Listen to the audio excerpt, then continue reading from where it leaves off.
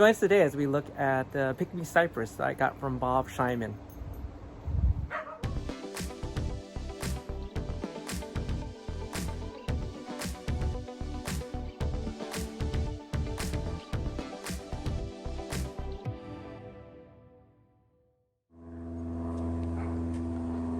Alrighty, so this is what I got from Bob Scheinman at the California or the Golden State Bonsai Federation convention in Santanella.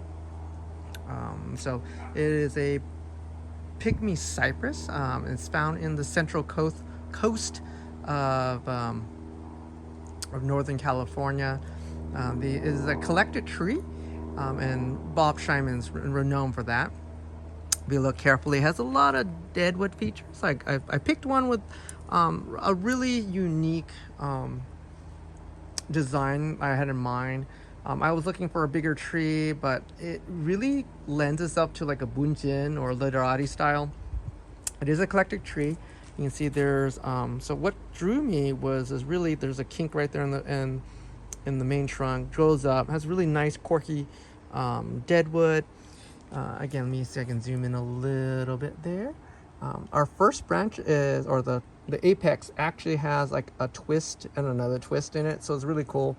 I'm gonna actually probably make this a little higher here when I wire it, and then probably make another top, and then I'm gonna use this as the one and only branch, and then the back branch right here, if I can air layer, that'd be kind of cool if I can air layer, but that's gonna probably, all this branch is gonna go away, and it's only be about 3 branches to do that literati style.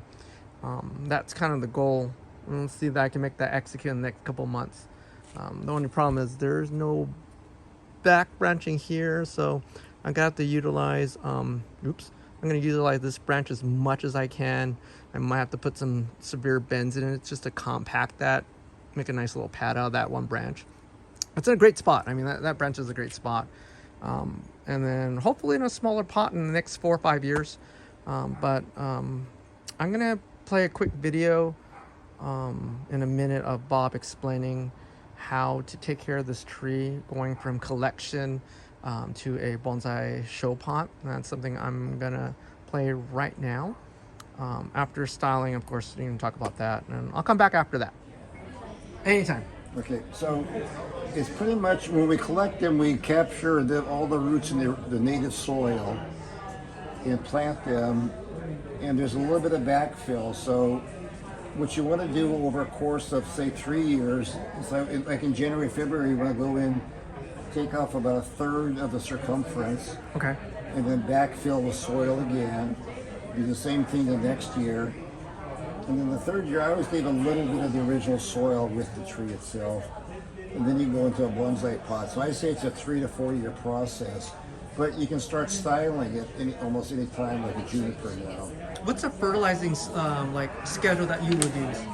All right, so to say it, what would it be? So I use a balance with low numbers. It's a 4-3-2 organic I use. Okay. And I just sprinkle it around. And, you know, in the winter, if you go to a 0-10-10, it's supposed to be a bloom fertilizer, but also, to me, it sits nice for the spring to start pushing again, too. And I recommend it for the conifers. So, also, I mean, if you're not into organics, if you hit it with Miracle Grow, they respond well to that.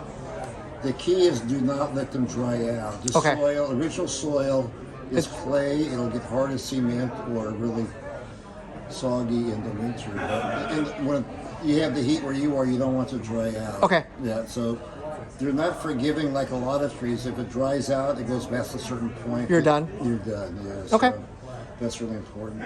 And then... But when we collect them, the foliage looks nothing like this. Just very sparse, kind of grayish green almost. But once they get the water, the nutrients, then they take off like this. So this is all new growth since it's been collected here. So how long has this tree been collected then? 2.5 years. We collect in January, February. So this is, and you're saying it was really sparse growth. So this is so you hardly anything on it. Yeah, and they're like, that's typical with it because there's no nutrients in the soil. And so, but once they take it, you can tell now, maybe just handling it's got a really citrusy smell. I can smell it, yeah. It's like a citrusy smell to it. Yeah, so anyway, so this is all new growth that's pushed in the last year. So it looks like I even cut it back once and it's pushed again here. And so yeah, if you hand, and I told you earlier they had a bad reputation because people thought you had to bare root them when you collected them. And then that's a learning process. 100% success of them dying. Everyone died. And then I never kept a record. I didn't know how I evolved into deciding you have to kind of transition them over time. You know? Okay. I just reached a point where I thought this has to happen, and it happened, and I feel very comfortable now that with doing that process. So when you're taking these things, when you're collecting them, are you collecting based on trunk size? What's going through your head when you're collecting? Movement and interest, because most of them are straight up and down. So that's a natural growth habit. It's a straight trunk. Straight, and they're not very, so that you go around and you just kind of look for stuff that has some movement and interest in, and also the nice shari in there too. So how hard's the wood, like compared to like? It's really hard, yeah. Because if you look at the growth ring on that, I mean, this tree, I think. I'm just guessing it's probably 75, maybe 100 years old. Just because it's the dwarfism of the environment they're living in. Yeah, so it's an old tree, but it grows very, very slow. So the growth rings are very, very tight together. So it's really hard wood. So, awesome. Yeah. So it's really any other tips and tricks other than the repot? Take your time repotting it, kind of taking the root ball back down to it's. Yeah, that's the key. And then, like I said, the rest of it you treat like a regular juniper. They don't back bud, so it's important that you don't let it get long and leggy and you lose the interior growth. Okay. So you wire it, start pinching and force to start making your pads. Okay, early. Do it early. Yeah, do it early. Okay. And so this is at a really good stage now. Awesome. Yeah. Thanks a lot, man. My pleasure. It's my very first Pygmy Cypress. I probably won't kill. I hope I won't kill this one. But I'll make a good progress. So this was an article, like I said, I'd written for Golden Statements. It kind of covers what we talked about a bit. Awesome. And if you ever have any issues, don't hesitate to call me. No problem. And then if someone wants to visit you, Mendocino? Mendocino Coast Bonsai. We're about an hour south of the town of Mendocino. All right. And we have a website, mcbonsai.com. Awesome. Yeah. And then I'm in the air next time. I'm going to come visit. I really want to come visit. We have literally, I didn't trap, but literally, I don't know, 300-400 trees at least. Yeah. Well, I did see Bob picked up a tree for Tommy earlier, so that's kind of cool. You had a famous client already, that kicks butt. Right. He's actually my second. That must be something about rock drummers because Mickey Hart, the drummer for the Grateful Dead. Really? He's called a couple trees. Oh, that's kind of cool, man. So there's this connection between rock drummers and yeah. Thanks a lot for your time, Bob. I appreciate it. Thank you.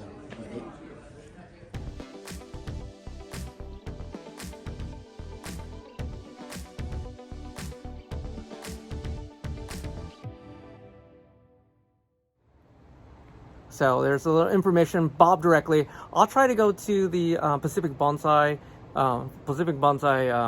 Expo in about a month or so, and I'm really going to get Bob to talk a little more about the styling purposes, how to style a Pygmy Cypress, or what the kind of the growing conditions, questions that he missed on the first video. I'll try to get it on the second video here, but I'm going to show some more progression on this guy. I probably will style this within the next couple of weeks here, especially get a little cooler, something to do indoors. And of course, we're going to probably repot that. We're going to, and circumference wise, we're going to take about a third off and see how that goes. I'll try to remember to record it. If not, okay. Again, thank you for the views, everybody. It really helps this channel out. Of course, smash that subscribe button. Sounds really cliches, but yeah, it helps out, motivates me, keeps doing, especially when robotics is going on right now. But thank you again. Hope to see you guys soon.